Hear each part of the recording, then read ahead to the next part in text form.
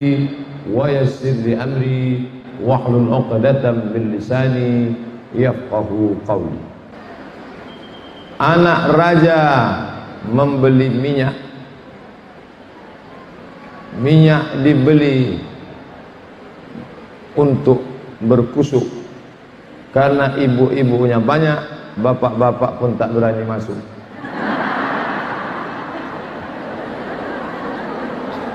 Itu banyak. Itu bapak-bapak di luar nggak berani masuk. Assalamualaikum Pak. Saya khawatir nanti muncul komisi pembela hak laki-laki, karena banyak laki-laki yang tidak bisa masuk acara pengajian ini. Ibu-ibu semuanya sehat? Kumaha atuh damang? Pripun kabare api? Alhamdulillah. A'udzu billahi minasy syaithanir rajim. Wal baladut thayyibu yakhruju nabatuhu bi'izni rabbih walladzi khabutha la yakhruju illa nakida. Wal baladut thayyibu, tanah yang baik, yakhruju nabatuhu bi'izni rabbih, mengeluarkan tanaman yang baik-baik. Walladzi khabutha, tanah yang tandus, tanah yang tidak baik, la yakhruju illa nakida, hanya akan mengeluarkan tanaman-tanaman yang baik. Tidak ada tanah yang paling baik selain tanah Republik Indonesia. Gemah ripah loh jenawi, untayan zamrud katulistiwa, tongkat dan batu jadi tanaman. Di Makkah, Madinah, kalau mau tanam korma, satu batang pohon harus ada satu keran air di bawahnya. Betul? Ibu waktu umroh melihat itu, ada keran-keran air. Kita lihat di jalan kota Madinah, bunga, tanam-tanaman indah. Ternyata ketika ditanya, loh kok bisa gini? Ditanam dulu Pak Ustadz, setelah berbunga baru dipindah ke sini, disiram tiap hari. Tapi di tanah kita tumbuh bunga mawar, dipandang indah, mekar harum semerbak, dicium wangi luar biasa. Kenapa? Tanah yang baik. Sedangkan tanah gurun Maroko tumbuh bunga kaktus, dicium tidak harum, hati-hati hidung bisa bengkak. Bunga kaktus. Apa makna ayat ini? Setelah cerita tentang tanah, langsung ayat berikutnya tentang Nabi Nuh alaihi salam. Kata Imam Al-Biqai, ada at-tanasub, kesesuaian antara satu ayat dengan ayat berikutnya. Lama saya mikir, apa hubungan tanah yang baik menumbuhkan tanaman yang baik dengan Nabi Nuh alaihi salam? Enggak ada hubungan sama sekali. Yang satu cerita tanah, yang satu cerita Nabi Nuh. Ternyata direnung-renung Nabi Nuh bibit yang baik, tapi karena tidak disemai di tanah yang baik, tumbuhlah tanaman yang tidak baik. Tanaman itu bernama Kan'an. Ya bunayya, wahai anakku, irkam ma'ana, mari naik ke perahu bapak. Apa kata Kan'an? Sa'awi ila jabalin ya'simuni minal ma'. Aku tidak perlu ikut bapak, aku akan naik ke atas bukit yang tinggi yang bisa menyelamatkan aku dari air. Akhirnya dia pun tenggelam. Ketika akan tenggelam, apa kata Nuh alaihissalam? Ya Rabb, ya Allah, inna bni min ahli, itu anakku ya Allah, tolong selamatkan dia ya Allah. Apa kata Allah? Innahu laisa min ahlik, dia bukan anakmu. Innahu amalun ghairu salih, karena amalnya tidak baik. Lahir anak tidak baik dari seorang nabi yang baik, karena bibit itu disemai di tanah yang tidak baik. Maka beruntunglah anak-anak yang lari-lari, lompat-lompat di luar, mereka dari tanah-tanah yang baik, maka lahirlah dari ini semua anak-anak yang soleh dan solihah. Amin ya rabbal alamin. Ceramah ini hanya saya ceramahkan di depan ibu-ibu. Karena kalau saya ceramahkan di depan bapak-bapak bahaya. Kenapa? Karena kalau saya ceramahkan di depan bapak-bapak tadi malam, dari tanah yang baik akan lahirlah bibit-bibit yang baik. Dia pulang ke rumah, nampaknya mah papa mau ganti tanah baru.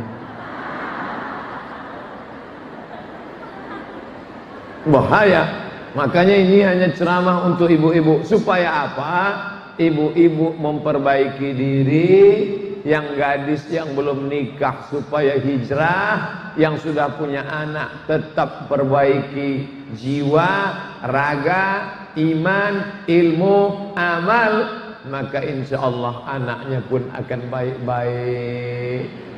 Perempuan yang salihah itu idza ra'aitaha sarratka, kalau kau pandang hatimu senang. Bukan senang karena bedaknya 3 inci, bukan senang karena lipstiknya tebal, bukan senang karena 2 warna, sebelah kiri hijau, sebelah kanan biru, tapi senang karena dia basah bekas air wudhu habis sholat duha, senang karena dia habis khatam Quran, baca Yasin, surat Al-Kahfi, surat Al-Waqi'ah.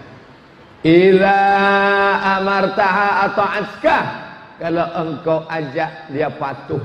Bu, besok kita ke Masjid Al-Ittihad ya di Cibubur, ada pengajian. Sami'na wa ata'na. Malah dia yang ngajak. Pak, mama izin ya, ini ada iklan pengajian. Siapa ustadznya? Qul huwallahu ahad, Allahus somad. Idza amartaha, kalau kamu perintahkan, kamu ajak, dia ikut, dia manut, dia patuh. Wa idza ghibta, kalau kamu pergi jauh, dijaganya anak-anakmu, rumahmu dia jaga. Kamu pergi, rumahmu utuh, hartamu tak berkurang, anakmu sehat walafiat. Tapi kalau dia tidak baik, kamu pergi, anakmu sehat, begitu engkau pulang, anakmu tetap sehat, cuman telinganya hilang sebelah.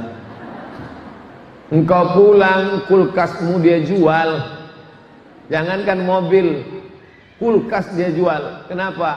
Dia mau pesta narkoba sama teman-temannya. Dia mau dugem, dia mau buat dosa. Tapi kalau dapat ini, Masya Allah. Datang seorang mahasiswa. Saya sehari-hari mengajar di Universitas Islam Negeri Sultan Syarif Kasim, Riau, Sumatera. Assalamualaikum Ustaz Somad. Waalaikumsalam. Masih ingat sama saya Pak Ustaz? Masih. Alhamdulillah. Saya mahasiswa Ustaz dulu. Alhamdulillah. Sudah selesai kuliah. Alhamdulillah. Sudah kerja. Alhamdulillah.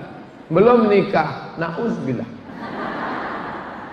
Dulu kan Ustaz pernah ceramah, katanya perempuan yang baik itu tungkahul mar'atu li arba', perempuan dinikahi karena 4, 5 liha karena kaya, wali hasabiha karena keturunan baik-baik dari kalangan ningrat, darah biru, bangsawan, bangsa yang hidup di awan. Wali hasabiha, wali jamaliha, jamal, beautiful, jamal, onta, pakai alif, jamal karena cantiknya, walidiniha karena agamanya. Tolonglah Ustadz, carikan saya yang ada 4-4-nya Pak Ustadz. Kalau ada 4-4-nya ngapain saya kasih ke kamu? Kamu jangan pandang perempuan karena kesempurnaan. Man talaba akan bila aibin baqiya bila akhin. Siapa yang mencari teman sempurna seumur hidup akan hidup sendirian. Maka pandanglah perempuan karena dia akan menjadi ibu bagi anak-anakku. Pandanglah perempuan, dia akan menjaga harta dan martabat diriku. Pandanglah perempuan karena dia akan menemani aku nanti sampai masanya aku tua. Ibu kasih tahu sama bapak, papa jangan sepele sama mama. Memang mama nggak terlalu cantik, tapi setianya luar biasa. Karena nggak cantik inilah maka setia. Nanti sampai masanya kamu stroke, mati badan sebelah, yang akan nyuapin kamu makan siapa? Nih, Maka kamu jangan sepele. Nanti kalau kamu sombong, kalau kamu macam-macamin aku, kalau kamu sepele sama aku, lihat nanti kalau kamu tua, aku akan pakai skop. Kalau ibu segan ngomongnya, nanti videonya minta atau ada di YouTube, potong pendek 1 menit. Skop masuk mulut judulnya. Viralkan. Tentu dengan bahasa yang lembut. Perempuan itu tidak pernah mendengar kata, isinya dia tidak terlalu peduli. Tapi yang selalu dia pentingkan adalah kata-kata yang lembut. Makanya Nabi selalu mengucapkan kata-kata yang lembut. Sampai Nabi tidak mau panggil nama Aisyah. Ya Humairah, wahai engkau ahmar, merah. Ya Humairah, wahai engkau yang kulitmu putih kemerahan kalau terkena sinar matahari. Coklat tua. Wahai engkau yang putih kemerahan kalau terkena sinar cahaya matahari. Kemarin siang kami pengajian di Kemenq, Kementerian Keuangan, datang bapak-bapak. Ustadz Somad, ya. Saya selalu dengerin ceramah Ustadz, ya. Saya ingin hubungan dengan istri mesra, ya. Bagaimana kalau saya panggil istri saya, ya Humairah, wahai engkau yang putih kemerahan? Bagus, saya bilang. Tapi istri saya hitam, Pak Ustadz. Ya enggak apa-apa. Perbuatan yang baik, idghalus surur fi qulubil mu'minin, menyenangkan hati orang beriman. Dia sudah beli bedak pemutih 2 bulan, enggak putih-putih. Semua teman dia yang ngomen di FB bilang, kok kamu enggak berubah? Tiba-tiba kita mengatakan, hai engkau yang putih kemerahan. 2 kemungkinan. Pertama dia senang, yang kedua ngejek. Jangan mentang-mentang mau jujur, aku sudah ngaji, aku sudah hijrah, aku harus jujur, harus apa adanya, nggak penting, yang penting berkata jujur walaupun menyakitkan. Ya Hajar Aswad, aku sakit hati. Nabi pulang ke rumah malam, habis keliling menyampaikan ayat-ayat Allah. Assalamualaikum, Assalamualaikum. Waktu itu Aisyah tidur, nggak ada yang menjawab. Assalamualaikum, sunyi sepi. 3 kali Nabi mengucapkan salam. Sayyidatuna Aisyah radhiyallahu anha nggak buka pintu, Nabi tidur. Tidur Nabi di depan. Itulah yang kalau kita ziarah yang laki-laki mengucapkan salam. Assalamualaikum ya Rasulullah, Assalamualaikum ya Habiballah, Assalamualaikum ya khaira khalqillah, Assalamualaikum ya safwatallah. Datang ibu-ibu dinyanyikan dalam bentuk lagu nasyid. Assalamualaikum asqal asqiya, Assalamualaikum azkal azkiya. Dengan suara yang lembut sampai salam itu kepada Nabi Muhammad sallallahu alaihi wasallam. Salam alaik. Dalam solat aja kita ucapkan assalamu alayka ayyuhan nabiyyu wa rahmatullahi wa barakatuh. Amal kita di Cibubur ini dibawa oleh malaikat, diperlihatkan ke Nabi Muhammad sallallahu alaihi wasallam. Lihatkan, ya Nabi, ini amal umatmu di Cibubur. Coba lihat, parkir sampai penuh ke ujung. Coba lihat seperti Idul Fitri, Idul Adha umatmu sekarang. Dari Cibubur ke Madinah 9.000 km. Kalau nggak percaya, ukur sendiri. Menjadi kebanggaan yang luar biasa. Ambil gambar dari atas, ambil gambar dari samping, perlihatkan, tunjukkan ke semua dunia. Begini masyarakat Masjid Ittihad Cibubur kalau ngaji. Tunjukkan, perlihatkan. Semua akan melihat. Loh, yang di luar itu siapa? Bapak-bapak. Yang di dalam siapa? Ibu-ibu. Kenapa begini? Balas dendam. Karena selama ini ibu-ibu disuruh di luar. Ibu sedang halangan ya, keluar. Ibu sedang nggak boleh ya, keluar. Ibu bawa anak ya, keluar. Pagi ini kami khususkan semuanya ibu-ibu. Laki-laki ya, keluar. Untung nggak saya disuruh keluar juga. Saya ceramah ke Kuala Lumpur setiap bulan Februari. Kuala Lumpur, Selangor, Malaka, Ipoh, keliling. Datang ibu-ibu. Assalamualaikum. Waalaikumsalam. Ustadz Abdul Somad. Betul, saya orangnya. Saya nak jumpa dengan emak Ustadz Somad. Loh, kok mau cari emak saya? Jadi saya, sebab makhluk ini pasti dibina, dibentuk, dididik oleh orang manusia yang luar biasa. Kata dia, emak saya luar biasa. Kalau saya biasa di luar. Dia mau ketemu emak saya. Benar-benar dia datang ke Riau, Pekanbaru, dan ketemu emak saya. Dia tanya, gimana dulu ibu mendidik anak ibu? Ternyata dia tidak lihat saya, tapi dia lihat siapa yang membentuk, siapa yang mendidik. Dan memang ibu orang tua saya adalah biasa, bukan LCMA, tidak pernah di Mesir, ibu rumah tangga. Tapi dia tidak hanya melahirkan saya, dia mendidik saya. Dia yang bawa saya ke kepala sekolah, karena tiap hari saya mau minta sekolah. Saya ingat pagi-pagi dia bawa ke sekolah, ketemu sama ibu sekolah. Ibu kepala sekolah, ya ini anakku tiap hari mau sekolah. Datang kata ibu kepala sekolah, coba pegang telinga kanan dengan tangan kiri. Belum bisa. Saya mau SD juga, pulang nangis, nggak bisa. Akhirnya dia pulang, karena SD nggak nerima, dimasukkan saya madrasah ibtidaiyah. Sampai di ibtidaiyah nggak ditanya mau telinga kanan, mau telinga kiri, duduk aja. Ya, saya belajar. Kelas 1 ibtidaiyah, kelas 2 ibtidaiyah, kelas 3 ibtidaiyah, muncul masalah.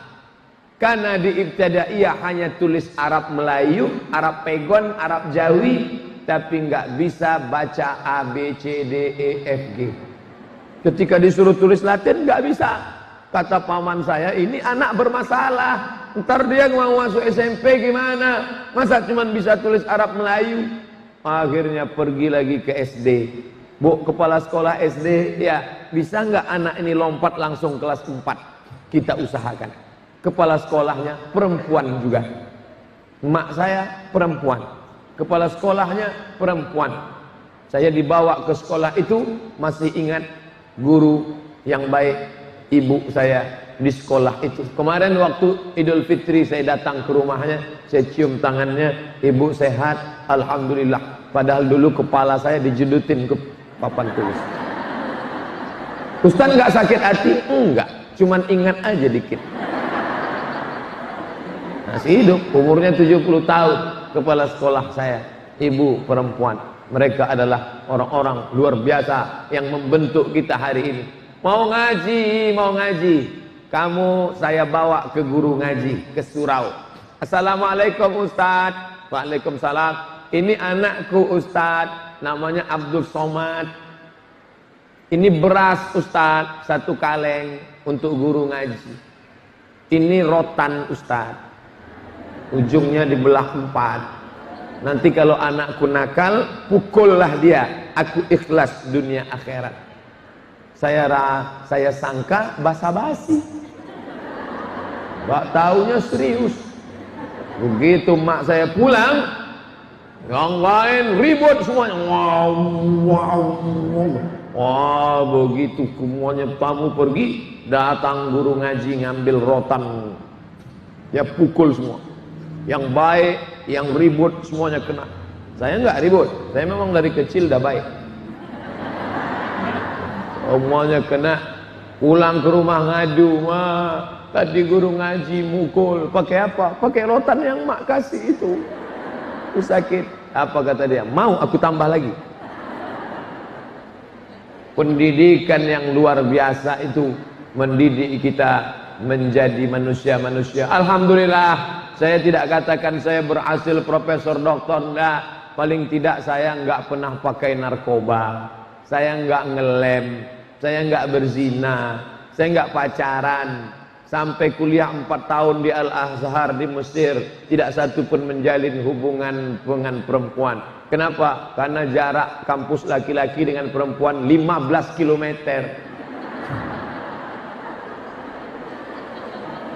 Tapi pendidikan ibu luar biasa. Aku nggak mau kamu berzina. 9 bulan 10 hari kamu ku kandung di sini, nak. Aku susukan kau 2 tahun, nak. Mengalir darahku dalam badanmu, nak. Aku nggak ingin kamu lahir cuman jadi calon penghuni neraka. Ustadz yang ceramah belum tentu masuk ke kepalanya. Tapi kalau ibu yang ngomong, nak, aku nggak ingin mengandung kamu. Aku melahirkan kamu meregang nyawa. Kamu tahu nggak? Bersimbah darah, menggenang air mata aku membesarin kamu. Aku nggak ingin kamu lahir cuman calon penghuni neraka. Kamu jangan korupsi, kamu jangan pakai narkoba, istri kamu jangan kamu sakiti, karena aku juga perempuan.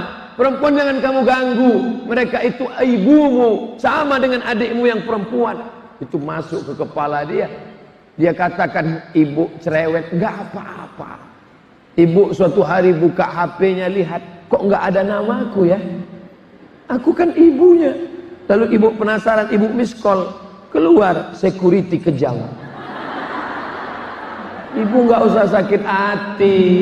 Kenapa? Ibu sudah selamatkan dia. Nanti 20 tahun akan datang, dia akan meleleh air mata. Kapan? Ketika akan minta doa restu akad nikah. Mama, maafkan salah adik selama ini. Kalau bukan karena security kejam, mungkin aku sudah jadi setan sekarang.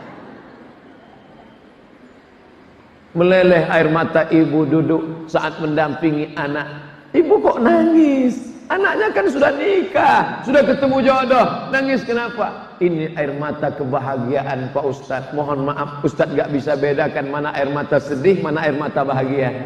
Karena warnanya sama. Tapi ibu sudah senang, selamat. Saya ini wanita karir Pak Ustadz, bukan duduk jaga di rumah. Gimana caranya? Oke. Jam 8 pagi berangkat, jam 1 siang break, jam 5 sore pulang, sampai ke rumah HP-nya mati. HP, mohon maaf, untuk sementara engkau innalillah wa inna ilaihi rajiun. Aku mau dengan anakku dulu, peluk cium, sayang. Jangan sampai dia datang bangga bawa kertas. Mama, mama, mama, mama, nilai adik lihat, nilai adik lihat. Ya, sebentar ya. Nilai adik mah, nilai adik. Sebentar ya. Sebentar ya, nilai adik, ya mana nilainya, mana, ini, dipoto nilainya. Dah ya, pergi sana main. 20 tahun akan datang, 30 tahun akan datang, kita pun akan minta sama dia, nak, tolong ambilin air mama, udah gemetaran nih. Sebentar ya, dia ambil air, dia foto.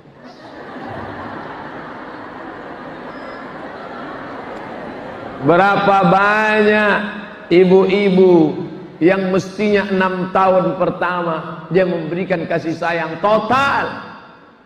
Kenapa anak disuruh sholat umur 7 tahun? Muru auladakum bis shalah wa hum abna'us sab'ah.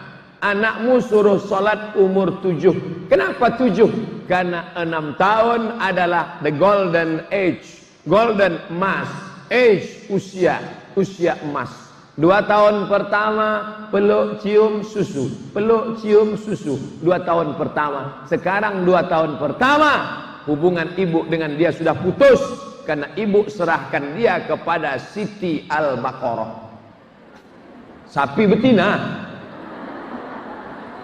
2 tahun kedua, 4 tahun lari-lari lompat-lompat, lari-lari lompat-lompat, lari-lari lompat-lompat. Dia tidak dapatkan kasih sayang lari-lari lompat-lompat. Kenapa? Ibu serahkan dia ke Pak Ud dan Bu Ud. Pak Ud, pendidikan anak usia dini. 2 tahun ketiga, saat dia ingin mengadu, saat dia ingin berbagi, saat dia ingin ajak main pasir-pasiran, saat ini boneka-bonekaan, saat itu ibu serahkan dia ke TK. Tinggal ya, mama pergi dulu ya. Topi mama bundar, bundar kepala mama. Kalau bukan bundar, bukan mama saya. Akhirnya hubungan golden age putus dengan ibu. Setelah putus baru ibu heran. Kenapa ya Pak Ustadz, anak saya lebih mau curhat sama pacarnya daripada saya? Karena sudah diputus pita ibu dengan anak. Emosional. Emosional melahirkan hilang. Dulu ibu-ibu bisa berkata kepada anaknya, kamu jangan lawan aku melahirkan kamu meregang nyawa. Sekarang melahirkan mudah sekali. Lahir. Beset lah. Gimana nih Pak Ustadz? Yang sudah berlalu gimana?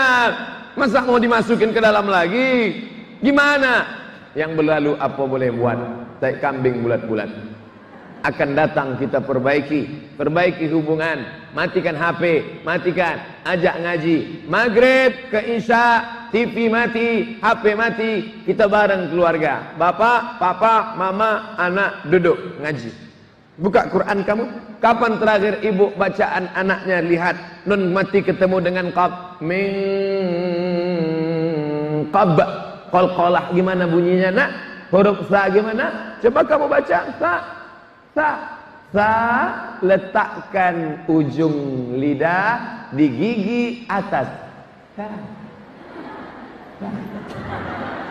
Sampai mati dia akan ingat. Nanti dia akan ajar anaknya, cucu ibu. Sini nak, dulu nenek kamu ngajarin ibu.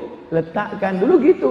Meleleh air matanya. Kita sama-sama doa yang untuk nenek kita. Rabbi firli wali walidayya warhamhuma kama rabbayani shaghira. Gara-gara mengingat huruf sa. Setiap ketemu huruf sa, dia ingat dengan kita.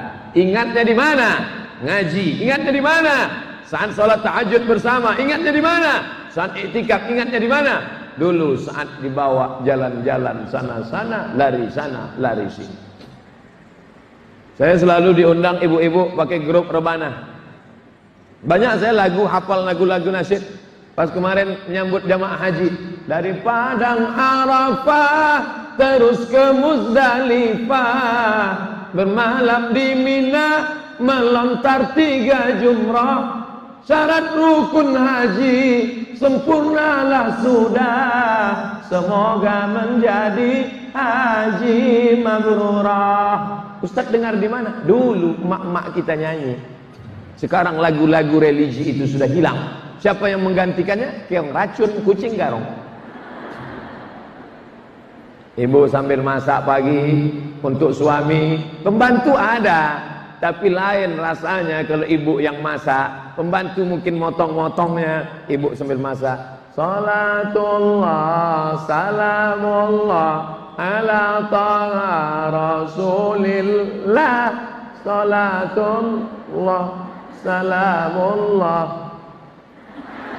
garam ya, ala yasin habibillah. Anaknya ingat, suaminya tenang. Kenapa? Man shalla alayya salatan, siapa yang berselawat kepadaku 1 kali, sallallahu alaihi biha asyra, Allah balas 10 kebaikan, wa huttat anhu asyra sayiat, ditutupi Allah 10 dosa, wa rufi'at lahu asyra darajat, dinaikkan 10 tingkatan kemuliaan. Anaknya tenang, suaminya tenang, semuanya tenang. Kenapa? Huwallazi anzala sakinah, dia yang menurunkan ketenangan fi qulubil mu'minin. Balasan yang ibu terima luar biasa. Ummuka. Siapa lagi ya Rasulullah? Ummuka. Siapa lagi ya Rasulullah? Ummuka. Ibumu, ibumu, ibumu. 3 kali. Lalu yang keempat, siapa ya Rasulullah? Abuka, bapakmu. Saya nggak bisa nasihatin anak saya, kamu mesti berbakti kepada aku. Bapakmu, bapakmu, bapakmu. Hadisnya mana? Ibumu. Siapa lagi? Ibumu. Siapa lagi? Ibumu. Kenapa ibu dapat 3? Ibu mengandung, ibu melahirkan, ibu menyusukan. Bapak-bapak yang pengen dapat 3, coba yang 3. Pulang dari sini, lihat ada jual kelapa muda, beli 1. Bapak, beli kelapa muda. Mau dibelah murni atau campur? Enggak usah dibelah, kelapanya bulat-bulat. Untuk apa? Ikat di perut. 9 bulan 10 hari. kalau mau merasakannya. Ibumu, kata Nabi sallallahu alaihi wasallam, ya Rasulullah, aku mau perang, ikut mati syahid. Kalau aku mati syahid akan dapat 4. Tidak merasakan sakratul maut, melainkan seperti dicubit saja. Sakratul mautnya seperti dicubit. Orang sakratul mautnya seperti kambing dikuliti hidup-hidup. Orang sakratul mautnya seperti tebasan pedang di tempat yang sama. Dia seperti dicubit saja sakratul maut.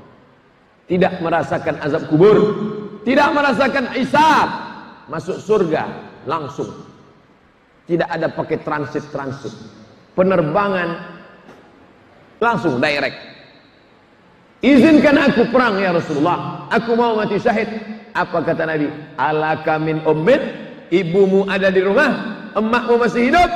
Dia menjawab, na'am, ya, ibu saya ada. Ilzam rijlaiha, kamu enggak perlu ikut perang, kamu enggak perlu pergi ke Rohingya, kamu enggak perlu pergi ke Palestina, kamu pulang ke rumah, urus tapak kaki ibumu, kau dapati surga di sana. Saya enggak bisa nasihatin anak saya, anakku di bawah tapak kakiku ada surga. Mana? Tapi di bawah telapak kaki ibu ada surga. Yang ngomong siapa? Sayyidina wa maulana Muhammad. Allahumma salli wa sallim wa barik alaihi. Ini, maka siapa makhluk di dunia ini yang di bawah tapak kakinya ada surga? Hanya perempuan. Perempuan yang bagaimana? Perempuan yang mendidik anak-anak yang luar biasa. Ibu punya anak hafal Quran 30 juz. Satu hari ngulang 2 juz. Ngulang hafalan 2 juz, dia ulang, dia diam. Bismillahirrahmanirrahim. Alif lam mim. Dzalikal kitabu la raiba fihi hudal lil muttaqin alladzina yu'minuna bil ghaibi wa yuqimuna shalah wa mimma razaqnahum yunfiqun. Ibu sudah meninggal. Bapak sudah lama meninggal. Mengalir pahalanya tanpa dia sebutkan, ya Allah sampaikanlah pahala bacaanku ini untuk ibuku, tanpa dia sebut. Itu beda orang lain dengan anak kandung. Kata Imam Ibnu Taimiyah dalam kitab Majmu' Fatawa, kalau orang lain mesti dia sebut. Untuk almarhum Ustadz Abdul Somad yang sudah mati di Riau dimakan cacing tanah, Al-Fatihah. Tapi untuk ibu kandung, beruntung ibu, di sini ada tahfiz Quran, di masjid ada tahfiz Quran, di pondok pesantren ada tahfiz Quran. Tinggalkan anaknya di sana. Kami kemarin dari pesantren Darus Safwah, indah luar biasa. Ada kolam ikan, ada pokok kayu, ada pokok cabai, ada pokok durian. Begitu kami sampai, duriannya pun jatuh, seolah-olah menunggu kedatangan kami. Anak-anak hafal Quran, kepalanya pakai peci 3 warna. Yang warna biru baru masuk, yang warna hijau 20 ke bawah, yang warna merah sudah hampir hafal 30 juz. Ternyata ada warnanya, biru, hijau, merah. Yang hitam juz 30. Senangnya hati kalau anak-anak ini hafal Quran. Satu-satu cita ibu saya yang tidak kesampaian, aku ingin kau hafal Quran mat. Di Mesir Al-Azhar 4 tahun, kelas 1 2 juz, kelas 2 2 juz, kelas 3 2 juz, kelas 4 2 juz. 4 tahun cuman 8 juz, enggak hafal Quran. Aku LCMA mak, enggak penting, aku pingin punya anak hafal Quran. Kok enggak hafal? Cuman 8 juz. Itu pun hilang. Naik pesawat ketemu pramugari, hilang 2 juz. 1 juz hilang. Nih habis pengajian ini pergi ke Jogja naik pesawat, hilang 2 juz. Besok pulang dari Jogja ke Bukit Tinggi Sumatera Barat, hilang 2 juz. Ketika diperiksa, min. Maka ibu-ibu yang sudah pakai jilbab panjang, pakai rok panjang, menjaga anak-anak kita yang hafal Quran. Kan kasihan tuh, dia pagi ngulang. Ini anak-anak ngapal Qurannya berapa lama? 1 tahun harus 10 juz di Darus Safwah. Kalau sampai kurang, maka dianggap gagal. Kami sudah pulangkan yang 8 juz gagal. Apa? 8 juz gagal? Yang 8 juz kami pulangkan. 3 tahun tamat SMA, dia harus hafal 30 juz. 10 20, 30. Kami tidak cetak ustadz. Ustadz sudah banyak. Dia akan jadi Kapolri tapi hafal Quran. Dia akan jadi Kapolda tapi hafal Quran. Dia akan jadi dokter spesialis tapi hafal Quran. Bayangkan, dokter jilbabnya panjang, hafal Quran. Masuk ke ruang pasien. Bismillahirrahmanirrahim. Ar-Rahman 'allamal Qur'an, khalaqal insan. Sehat pasiennya. Bayangkan kalau dokternya anak funky, rambutnya 3 warna, merah, kuning, kelabu. Anting-antingnya 12. 3 di kiri, 3 di kanan, 4 di sini, 2 di sini, 1 di sini. 1 lagi di bibir. Melihat anting di bibirnya, bibir kita yang ngilu. Mana pasiennya? Mana? Masuk dia ke dalam ruangan. Kukunya hitam, di atas black kutek, di bawah black daki. Mana? Pasien-pasien pada ketakutan, disangkanya malaikat maut. Ini anak siapa? Itu anak siapa tuh? Yang dokter spesialis, yang bajunya panjang, yang jilbabnya panjang. Siapa lagi kalau bukan anak saya? Siapa dulu mamanya? Padahal 20 tahun yang lalu mata ibu bengkak. Nangis siang, nangis sore, nangis malam. Papa, aku nggak bisa pisah dengan dia. Tenang aja, kamu gitu aja kok nangis. Dasar mental tempe. Anak sekolah kok nangis. Kamu yang nggak nangis, yang ngandung 9 bulan aku, yang melahirkan aku, yang nyusukan aku. Kamu kan cuma modal flash disk aja. Aku yang membesarkan dia. Kamu pergi pagi, pulang petang cari nafkah. Sekarang kamu nangis. Wah, akhirnya si bapak tegas, sini. Lebih baik kamu nangis sekarang daripada kamu nangis 20 tahun lagi karena dia pecandu narkoba. Dia menangis karena kena HIV/AIDS. Kita nangis ngantar dia ke BNN, ke Badan Narkotika Nasional. Kita nangis karena kita mesti antar dia ke pondok pesantrennya Abah Anom di Suryalaya karena harus diobati. Ini orang sudah kena penyakit yang nggak ada obatnya. Apa mau nangis sekarang, apa nangis nanti? Alhamdulillah Pak Ustadz, sejak saya gitu pada istri saya berhenti nangis. Sekarang malah saya yang nangis Pak Ustadz. Ternyata bapak-bapak yang tegar itu, dia tidak nangis di depan ibu. Begitu ibu sudah pergi, dia nangis sendiri. Dia sayang juga sama anaknya. Oleh sebab itu maka ketika saat ini, hari ini masih ada yang mau meramaikan rumah Allah, kita berbahagia, bangga. Ibu-ibu menjadi sasaran dakwah aliran sesat. Info dari Majelis Ulama Indonesia, Komisi Aliran Sesat. Kalau ada satu aliran sesat mau menyampaikan alirannya, dia tidak sampaikan ke bapak-bapak. Kenapa? Karena bapak-bapak kalau dengar ceramah, khotib naik ke atas mimbar, jamaah Jumat sekalian, mari kita jaga keluarga. Begitu Ustaz, barakallahu li wa lakum fil Qur'anil azim. Kok cepat banget ya? 100 bapak-bapak mendengar ceramah, yang masuk ke kepala tinggal 50, yang benar-benar ingat tinggal 30, yang berani nyampaikan ke istri tinggal 20, yang istrinya mau dengar tinggal 10. 100 ibu-ibu dengar ceramah, dia bawa pulang ke rumah menjadi 200 karena ada suaminya. Didengar oleh anaknya menjadi 300. Didengar oleh mantunya menjadi 400, didengar oleh cucunya menjadi 500. Maka menurut teori, kalau mau menyampaikan sesuatu, sampaikanlah ke ibu-ibu. Contoh, anggota legislatif caleg mau kampanye, majelis bapak-bapak apa ibu-ibu? Ibu-ibu. Ibu nanti coblos nomor berapa? Coblos yang itu Pak Ustadz, yang gambarnya. Kenapa pilih itu? Setiap malam mau istikharah kelihatan wajahnya. Kenapa wajah dia yang kelihatan?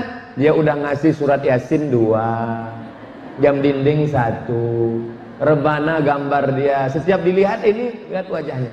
Siapa yang dipengaruhi? Ibu-ibu. Setelah ibu pulang ke rumah, sebelum tidur malam, papa, nanti kalau kita milih yang gambar ini aja ya.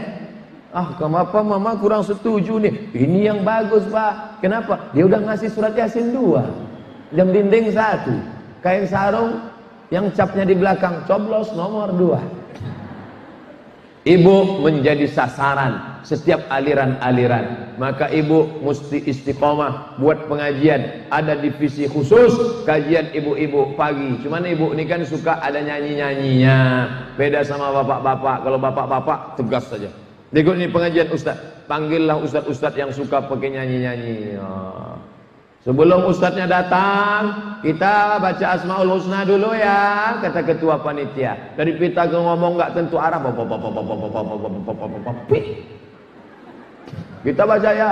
Ya Rahman, Ya Rahim, Ya Malik, Ya Kudus, Ya Salam, Ya Mu'min, Ya Muhaimin, Ya Aziz. Pas sampai pada Ya Ahad, Ya Somad. Begitu mereka sebut dia Somad, saya pun muncul pas acara pengajian. Saya tahu saya terlambat, tapi ibu jangan panggil-panggil lah. Apa maknanya? Ada darah seni dalam diri yang gak bisa dibunuh. Maka ada grup rebana, grup marawis. Bismillah tawassalna billah, la la la la la. Ada grup marhaban. Sallallahu ala Muhammad, sallallahu alaihi wasallam, sallallahu ala Muhammad, sallallahu alaihi wasallam. Ada pembacaan maulid. Maulaya salli wa sallim daiman abada ala habibika khairil khalqi kullihim. Ustaz tahu itu dari mana? Dari ibu. Ustaz selalu ikut, ya kemana dia pergi saya ikut. Saya anak pertama, laki-laki, tak ada anak perempuan. Kemana dia pergi saya ikut. Saya bukan mau ikut pengajiannya, saya mau ikut makan kuenya. Maka saya nggak pernah grogi ceramah di depan ibu-ibu. Nah, dimanapun saya ceramah ngalir aja. Kenapa? Karena saya tidak pernah merasa berceramah, tapi saya merasa sedang cerita dengan ibu saya. Dulu kalau pulang sholat Jumat, panggil sama mak, sini. Apa kata khatib tadi? Kata khatib tadi, mak, katanya nanti kalau kita mati masuk neraka, mak, katanya gini. Maka dari kecil saya sudah ceramah depan ibu saya. Selesai pengajian, apa tadi kata ibu-ibu waktu pengajian tadi? Kata ibu itu, mak, oh nanti kita kalau masuk neraka, kok isinya itu terus? Artinya apa? Bahwa anak hubungan emosional luar biasa. Hari ini diundang ke Cibubur, dikasih makanan enak, sarapan pagi bubur. Baru saya tahu makna Cibubur. Sarapan pagi bubur. Ketika bubur ayam, ketika bubur, siapa yang terbayang wajah pertama kali? Ibu, wajah ibu. Berapa kali kita tempat indah, pergi ke Makkah Mukarramah, nampak jilbab panjang, ibu. Kelihatan nampak bukur, ibu. Luar biasa. Bagaimana dengan anak? Bagaimana dengan pasangan hidup? Ya, kita ingat, bukan berarti kita hilangkan semua, tidak. Di dalam hati kita ini ada kamar-kamarnya. Ada ruang tamu, ada ruang makan, ada ruang dapur, ada ruang barang-barang, ada ruang di dalam. Ada kamar untuk ibu, ada untuk pasangan hidup, ada untuk anak. Jangan sampai di ruang itu ibu tidak ada sama sekali. Yang ngasih uangnya ibu, yang pesannya ibu. Nanti kamu pergi belikan ini ya, iya. Begitu dia pulang, mana? Lupa. Sedang uang kita aja dia lupa, apalagi uang dia. Jangan sampai ibu datang di hari tua. Nah, mama, sejak papamu meninggal sudah nggak ada pemasukan. Mama puasa sunat, minta uang 50.000 untuk buka puasa, nak. Apa kata dia? Tunggu sebentar ya, ma, aku tanya biniku dulu. Ente ketemu dengan dia kapan? Umur kamu 25 tahun. Setelah kamu dewasa. Siapa yang menyuapmu? Siapa yang memandikanmu waktu jatuh kecil? Mandi satu kali, mandi kencing satu kali, makan coklat mulutnya hitam, mandi lagi. Main-main tanah, mandi lagi. Berapa kali ibu memandikan dia? 360 hari kali 3 kali 3 900 kali ibu mandikan dia dalam setahun. 3 tahun total, 9 kali 3, hampir 3000 kali ibu mandikan dia. Dan ibu minta mandi kepada dia hanya sekali, mandi jenazah. Itu pun dia tidak bisa. Yang paling indah saat ibu mati adalah yang memandikan ibu anak. Dia tidak akan siram dari atas. Ini jenazah, dia tidak siram dari atas. Kenapa? Air itu menyakiti kulit ibuku, dia siram rendah. Apalagi ibu ini sombong, nggak peduli sama masyarakat, nggak pernah pengajian, anaknya nggak dididik, kata-katanya kasar. Pas dia mati, yang memandikan memang sudah nunggu lama. Lihat loh kalau mati. Begitu mati, dia ambil semprot dorsmir. Dia ambil mama lemon, dia semprotkan ke hidung. Maka didik anak-anak kita supaya dia menjadi anak-anak yang luar biasa. Ya Rasulullah, ya Allah, nanti kalau aku mati dalam surga dengan siapa? Kata Nabi Musa alaihissalam, ya Allah, kalau aku mati nanti kira-kira di surga sama siapa? Kata Allah, kamu di dalam surga sama Nuh. Pergi ke pasar, tempatnya di ujung ada seorang laki-laki, tuh teman kamu masuk surga. Nabi Musa pergi ke pasar. Sampai di pasar dia sesuai instruksi, dia lihat. Ini teman aku dalam surga. Iya, siapa? Tukang jual daging. Enggak meyakinkan. Andai Allah berkata, temanmu di dalam surga, pergi engkau ke Masjid Ittihad, di situ ada mimbar yang ceramah itu temanmu. Masih masuk akal. Pergi engkau ke pasar, ada laki-laki di ujung, tukang jual daging, dia temanmu. Nabi Musa penasaran, Allah nggak mungkin salah, kok dia? Maka Nabi Musa ikutin dia, nggak nanya, ikutin aja. Dia jual daging, potong jual daging. Selesai dia pulang ke rumah, sampai di rumah dia cuci daging, dia potong kecil-kecil, dia kasih daun, dia masak. Setelah masak dia suapin emaknya, makan mak. Setelah maknya makan, maknya kenyang, maknya berdoa, ya Allah, masukkan anakku ke dalam surga bersama Musa alaihissalam. Pernahkah ibu berdoa, ya Allah, masukkan anakku ke dalam surga bersama Sayyidina wa Maulana Muhammad sallallahu alaihi wasallam?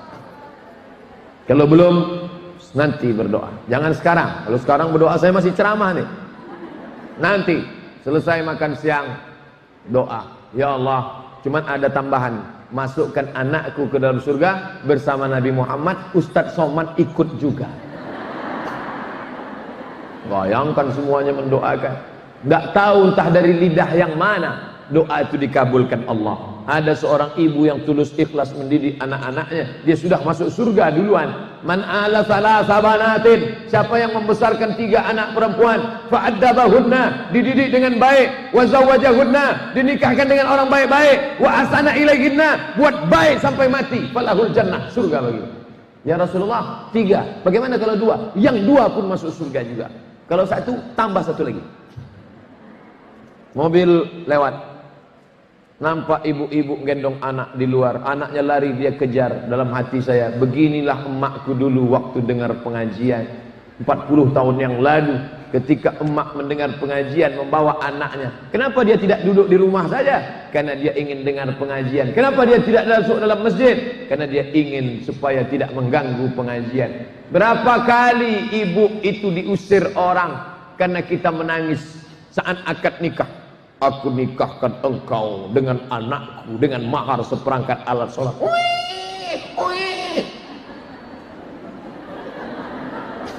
Ulang akadnya ya, mohon maaf ya, kata Pak Kuat. Aku nikahkan engkau dengan anakku. Mata orang tajam melihat dia, tapi dia tulus ikhlas. Hari ini ada dia di sini. Anak-anaknya sudah jadi ulama, anak-anaknya menjadi orang-orang yang terpandang, diridhoi Allah. Lidahnya terkabul doa. Makanya saya selalu di akhir majelis menutup dengan doa, supaya apa? Ada yang mengaminkan, malaikat mendengar doanya. Dia bukan ustadz, bukan ulama, tapi dia orang-orang yang pernah mendidik calon-calon ustadz, calon-calon ulama, calon-calon penolong agama Allah di masa akan datang. Pas jam 10. Makanya dari tadi saya ngelihat jam. Saya di mana-mana ceramah 60 menit. Dimulai jam 9, diakhiri jam 10, sesuai yang tertulis di botol 600 ml. Ini botolnya kecil 330. Karena 2 botol pas 600. Ini untuk tanya jawab.